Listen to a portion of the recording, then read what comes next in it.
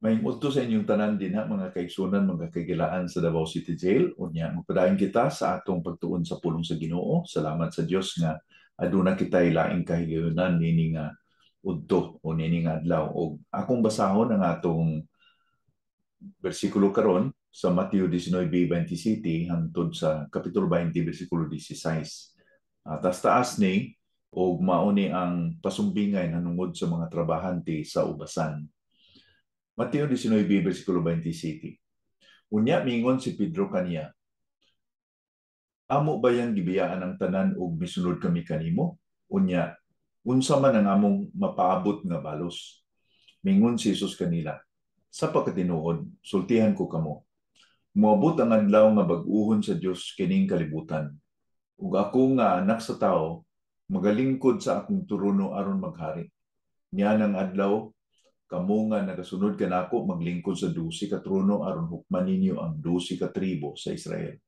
Ug si bisan kinsa nga mibiya sa iyang balay, mga igsuon, amahan, inahan, mga anak, uyuta tungod og alang kanako, makadawat sa daghang gayud mga balos o makapanunod sa kinabuhi nga walay katapusan.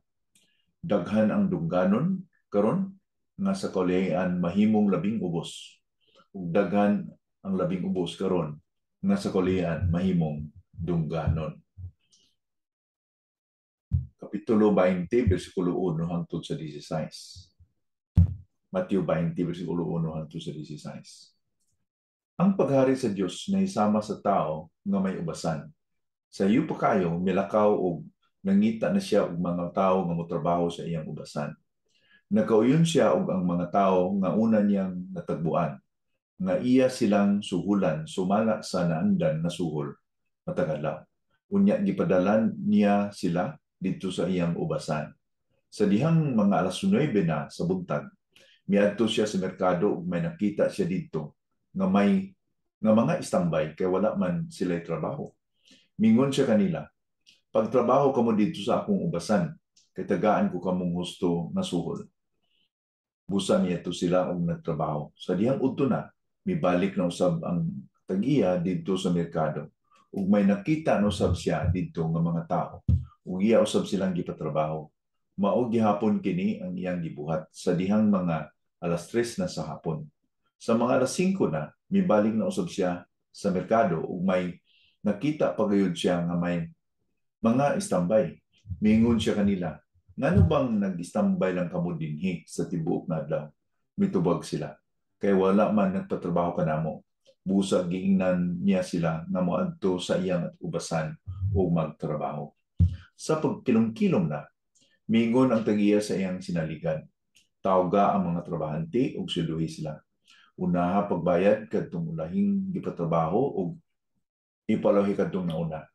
Ang mga nagtrabaho sugod sa mga alas 5, giatagan og sweldo alang sa usa ka adlaw nga trabaho. Sa dihang sweldohan na kadtong mga nauna sa pagtrabaho, nagunahuna sila nga dako ang ilang madawat kaysa mga naulahing mitrabaho. Apan ang matag usa kanila gisweldohan usab og alang sa usa ka adlaw nga trabaho. Pagkadawat nila niini, mireklamo sila sa tagiya. Matud nila, ang mga naulahi usa ka oras ra ang ilang trabaho. Apan kami usa ka adlaw gayon ang among pagpasingot o pagpainit. Apan pareho ra ang imong gisweldo kanamo. Mingon siya sa usa kanila, higala, wala ko ikaw limbungi. Dili ba nagkauyon man kita nga sweldohan ko ikaw alang sa usa ka adlaw nga trabaho?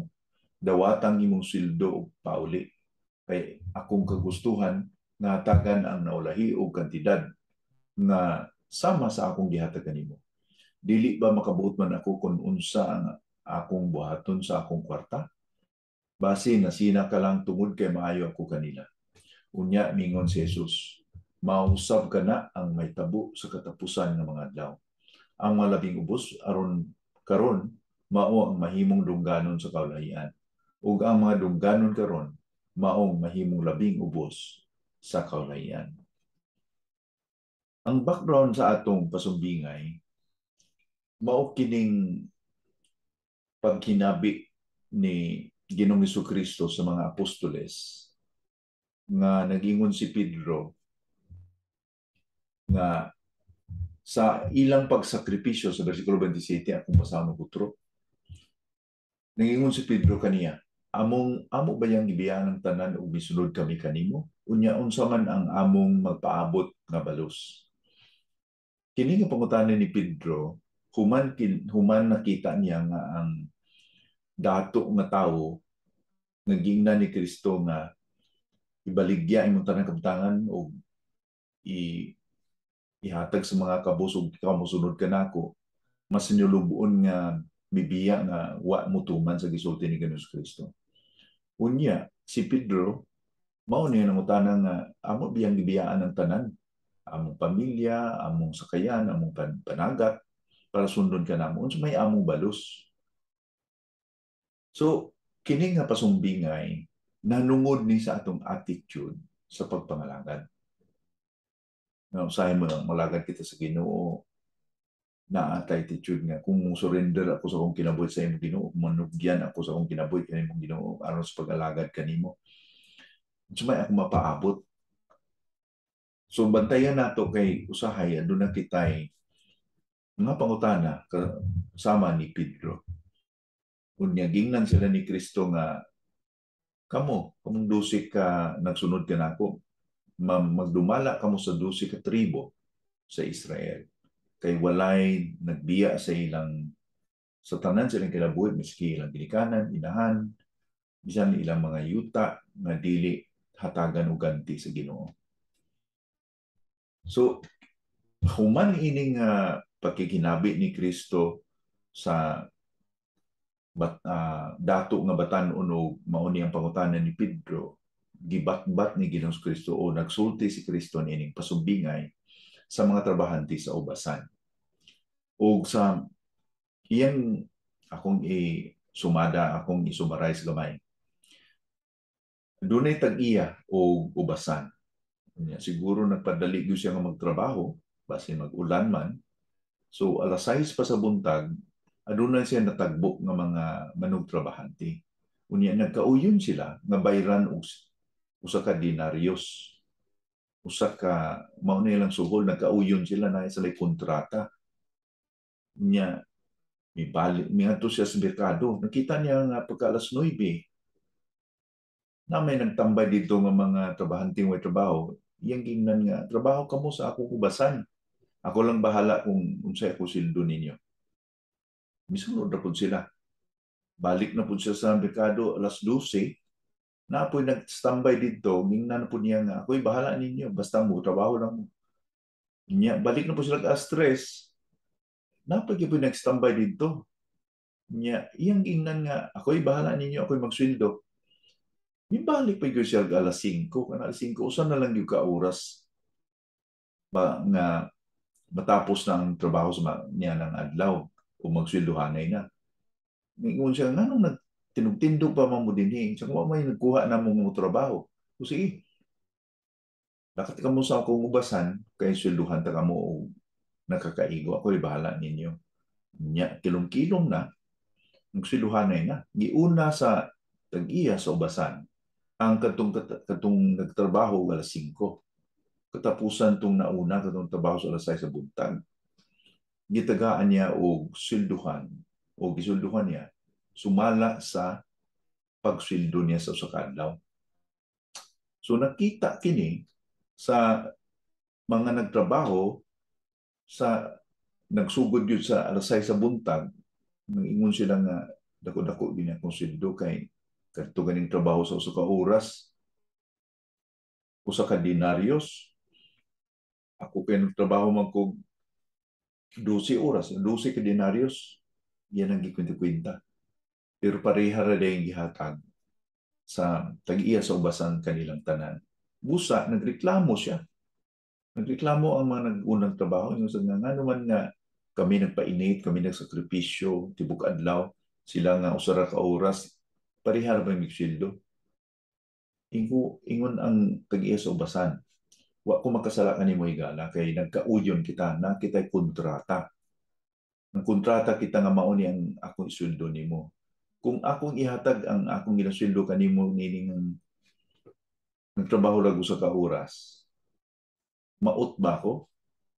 kay mauna akong gustong himuon kaniya, nasina ka ba tungod sa akong pagka-gracious, pa akong pagka-generous?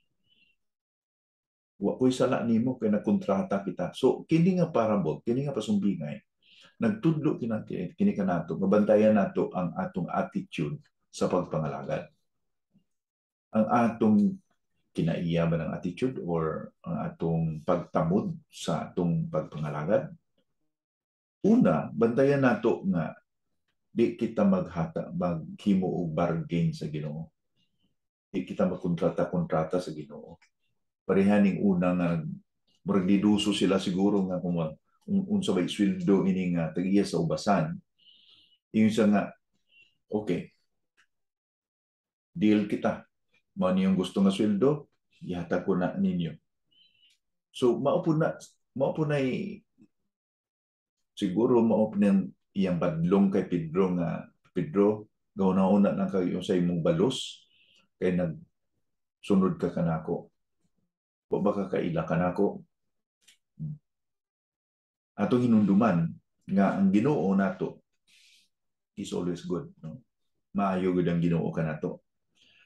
Dili kita magununa nga ang Ginoo mupakyas ang saad kay ang Ginoo ingon pa sa Episo 3:20, makaya sa Dios nga maghatag kanato sobra pa sa atong gihuna. Ang atong Dios dili maot.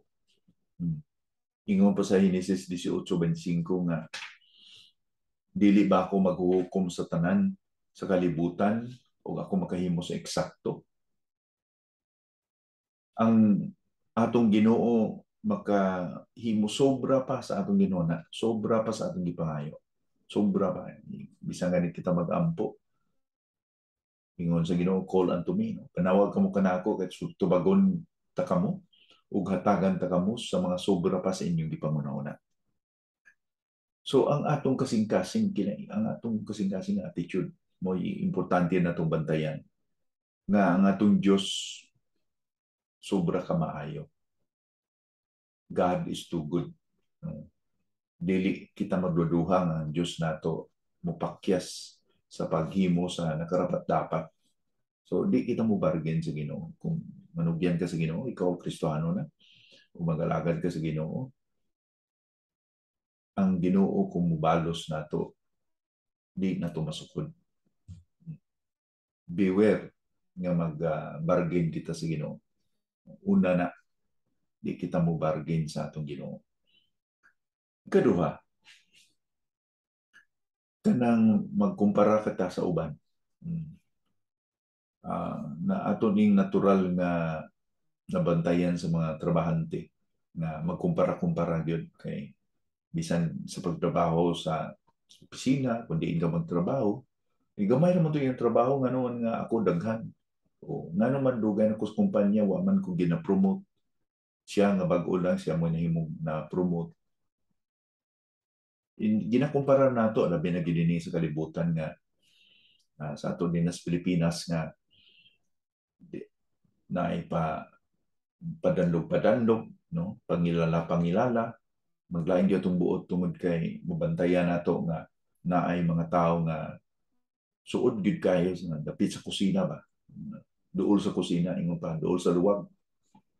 Pero sa Ginoo di nato na mahimo kay nga Ginoo nagatan-aw sa to kasing-kasing.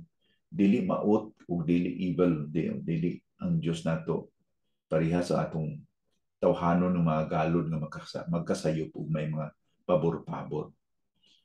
Ang Ginoo o ang tag-iya sa ubasan dinhi nga mao nang hulagway sa Ginoo nga atong gialagaran, gracious.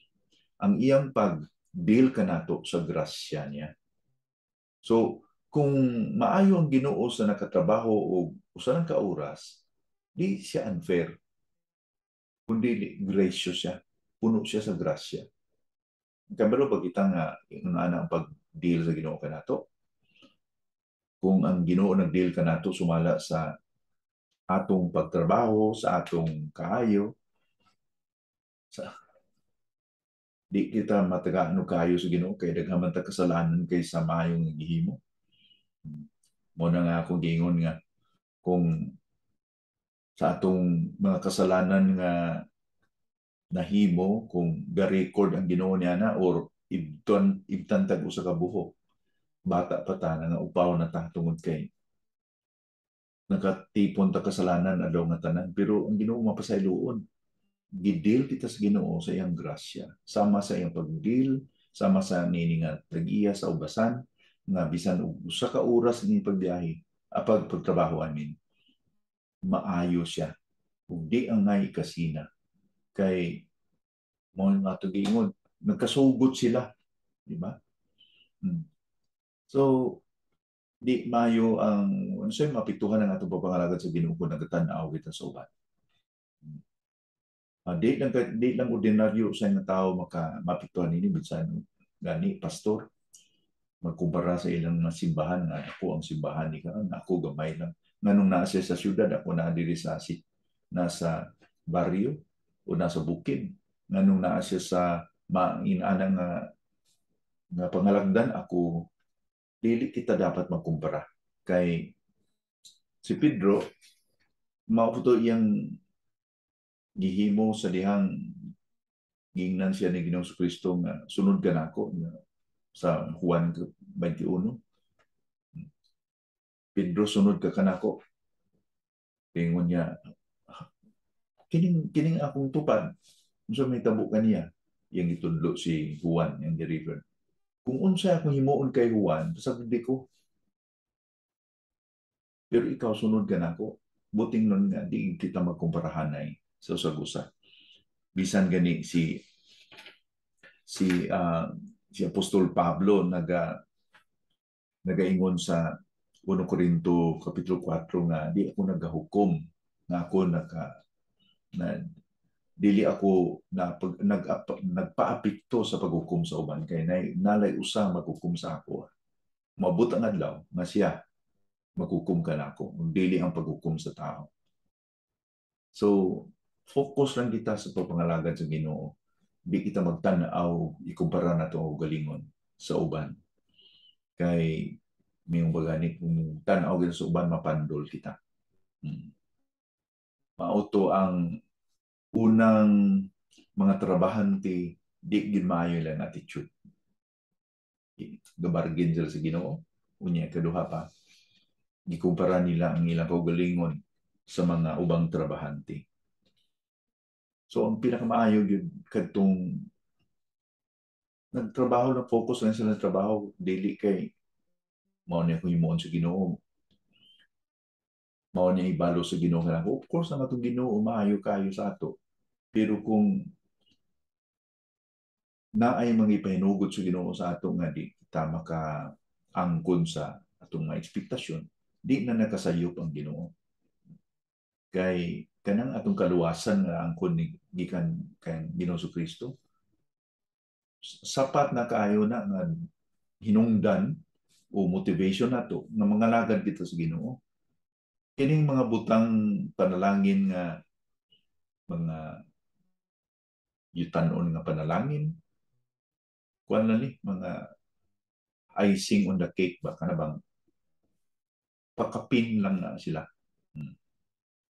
Kaya una yun, ang gospel, ang kaluwasan nato si Kristo.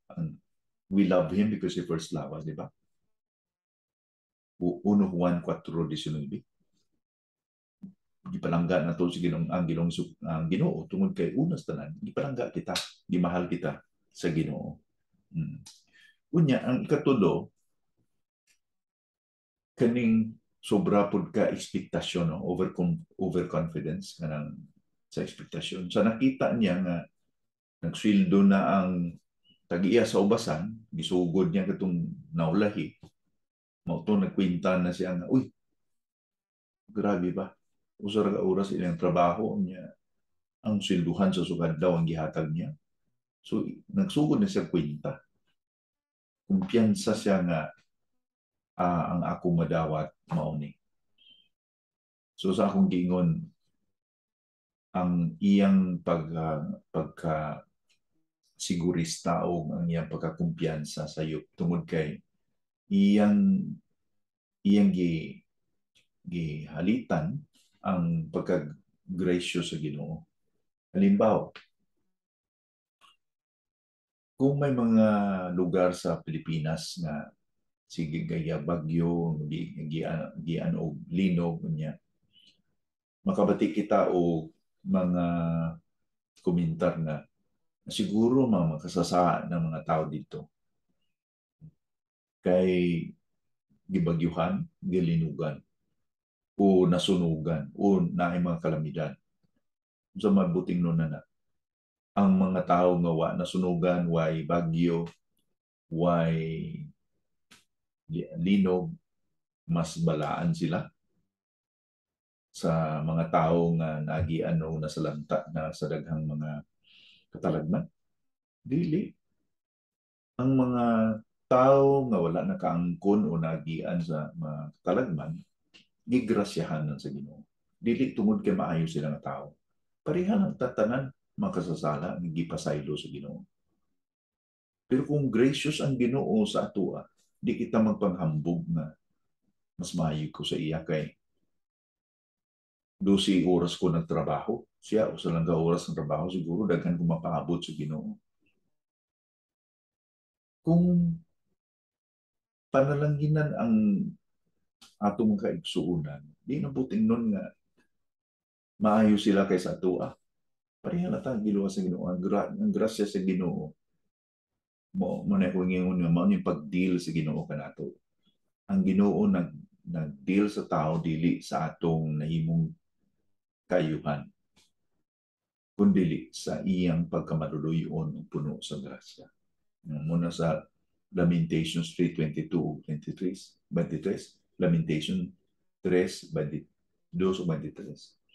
Ang kaluoy sa Ginoo mabuganaon, gani dili kita nalaglag sa paghukom. Dako kayong iyang pagkamatinmanon sa ato. Great is His faithfulness. Nabuhi lang kita sa kaluoy ug grasya sa Ginoo adlaw nga tanan. So, sa atong pagtapos sa atong pagtuon sa pulong sa Ginoo, dunay tulo ka warning. Una, warning nga dili kita mag-bargain sa Ginoo. Di na to hagiton ng Ginoo nga, Lord, manugyan ako nimo kung himuon ni nato. Kay kita ang loser. Loser gyud kita. Atong tuhuan ng Ginoo sobra pa. Itong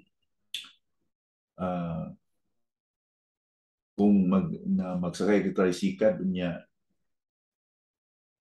gipaningot mayo ang driver niya pag-abot sa destinasyon mingon ka nga pila may bayad manong sa nga sir ikaw lang bahala sir sa may kaluoy sobra biya atong ihatagan ng plite pero kung mubungat siya nga mauni mo na usahay maglagot ta kay kaduol rani mura mag mahal pa min tricycle nga na nagpalit pa sila gasolina. Pero kung inon ta nga, sir, sa may kaluoy, ang atong mahangkat kita sa nga maluoy. Grasya na to, pagkapinan pa na to, nakita na to, ipaningot og maayo. Mao ba na ito pagtanaw sa Ginoo? Dili kita naga-duda, dili kita naga-challenge sa iyang Ginoo, kung manugyan ko sa akong ginabuhi nimo. Makibalo ka ba mo pagkaon sa akong pamilya? Makibalo ka ba mo tagbo sa akong ng lanon? Ato magitistingan ang Ginoo niya na. Mo ni una na itong bantayan. Kaduma, di na ito ikumpara na itong uli mo sa uban. Kaya ang Ginoo nagdil ka na ito sa grasya. Kung yung katulo, di ta salig nga mas magkumpara nga mas maayo kita sa uban kay nakapangalagi kita lugay na o faithful kita, kumpiyansa kita nga siguro daghan ko panalangin ka sa ako igsuon kay sa karugayon sa pagkakristohanon, dili ingon na.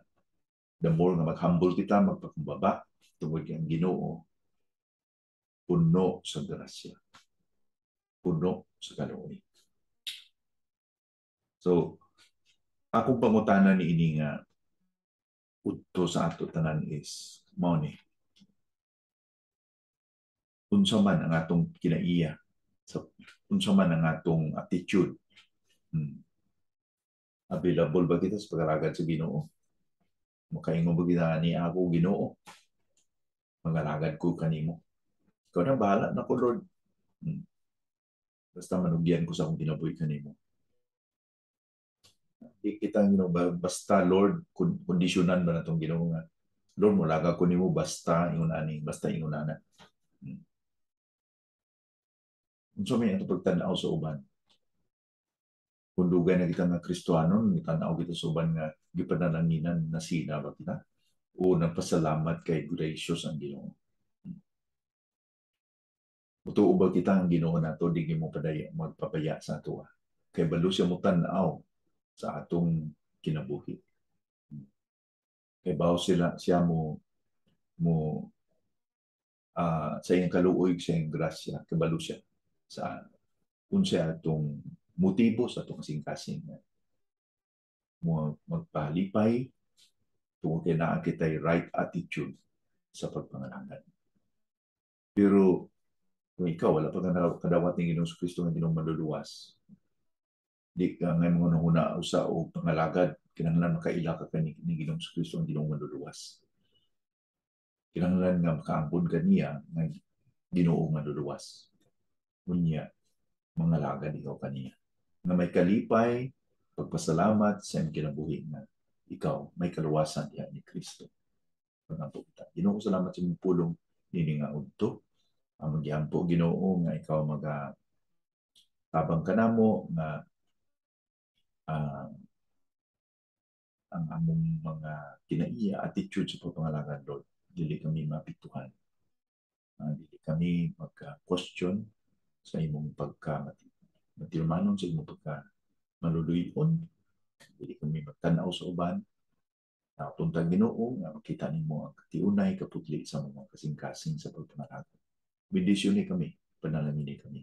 Sa ngalan ni Jesus Kristo, ang giyapon ni tanan. Amen.